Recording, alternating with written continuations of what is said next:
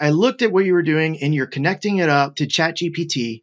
And, that allows sort of a different thing to happen. That allows this sort of English language interrogation. And I know that I much prefer asking how many pumps there are to trying to count them. How has that been received by the people who have tried using your engine there? So, like you said, it's Togal GPT. It's I guess self-explanatory for many, but there's a couple unique things in it.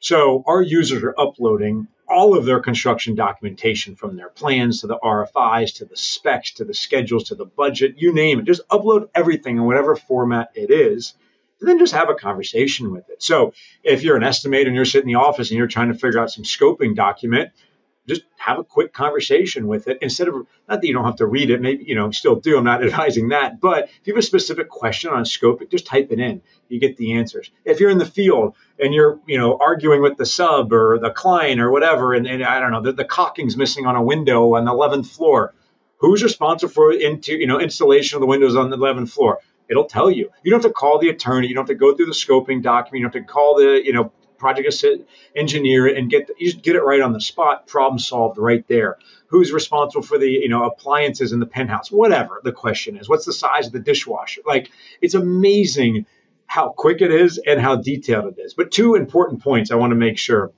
because we get this question a lot. Number one, we're not hallucinating because we're not open to the entire internet. So we are only reading the information that the user uploads. So if they didn't upload that particular piece of information, we just don't give an answer. We tell you we don't have it. So that's important because we're not making crap up.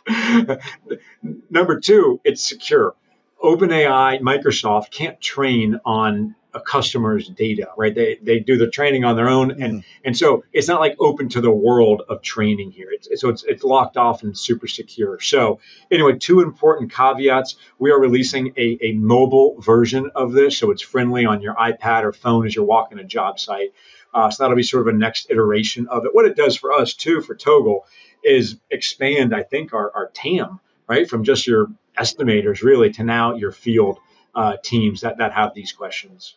Well, and it connects a lot. I mean, that's the key to all the data sets that we have and all the tools that we've had, and why so many of them haven't reached potential is they're not connected workflows yet. They're not really connecting through with what our construction people do and how we do it. You hit that earlier with just the ability to start to use a set of plans like a Google Sheet to share, and not having to go back through takeoffs over and over. That's matching the technology to a new process so that we can rethink how we're delivering buildings completely. And now this is taking a pretty locked up data set and doing it and making it available. And I was just thinking, like, the void of not having a hallucination is also like, how many people just don't know if you have that spec or not?